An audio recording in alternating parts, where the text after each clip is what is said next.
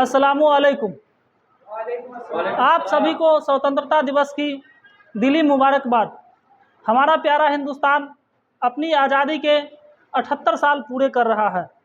ये वही दिन है जब हमारे लाखों शहीदों की कुर्बानियों की याद दिलाता है, जिन्होंने बिना कुछ सोचे समझे अपनी जान कुर्बान कर दी ताकि हमारी आने वाली नस्लें खुली हवा में सांस ले सके।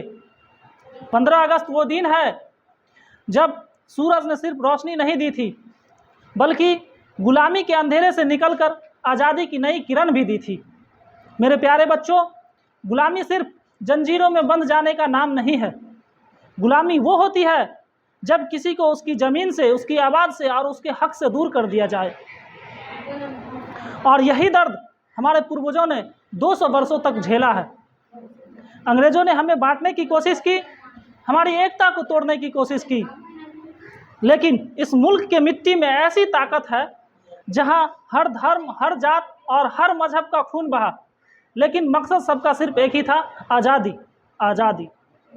मौलाना अबुल कलाम आज़ाद, जिन्होंने अंग्रेज़ों को बताया कि इल्म और इत्तेहाद से बड़ा कोई हथियार नहीं है, इल्म और इत्तेहाद से बड़ा कोई हथियार नहीं है। मगर अफसोस इस बात से है कि आज वही कौम इल्म और इत्तेहाद से कोसों दूर है। कहा जाता है कि जिस ओर जवानी चलती है उस ओर जमाना चलता है। अगर हमारी जवानी कलम और किताब की तरफ बढ़ेगी तो पूरी कौम का भविष्य बदल जाएगा। मगर आज हमारा समाज शिक्षा के मामले में बहुत पीछे है। खासकर लड़कियों की पढ़ाई को तो बेकार ही समझा जाता है।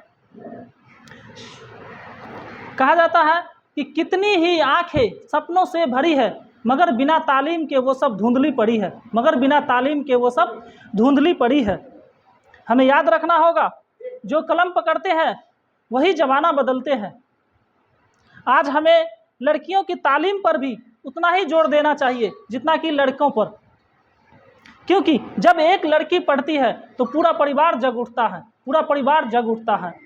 और कहा जाता है कि जब माँ की ममता में तालीम की रोशनी घुलती है तभी तो घर घर कामयाबी की कली खिलती है, तभी तो घर घर कामयाबी की कली खिलती है। अंत में मैं अपनी भाषण को इस शेर के साथ समाप्त करना चाहता हूँ कि जो कलम की राह पे चलते हैं, जो कलम की राह पे चलते हैं वही वक्त का रुख बदलते हैं, वही वक्त का रुख बदलते हैं। चलो उठाओ कलम और कह दो दुनिया से कि हम वक्त का रुख बदलने निकले हैं, हम वक्त का रुख मोड़ने निकले हैं।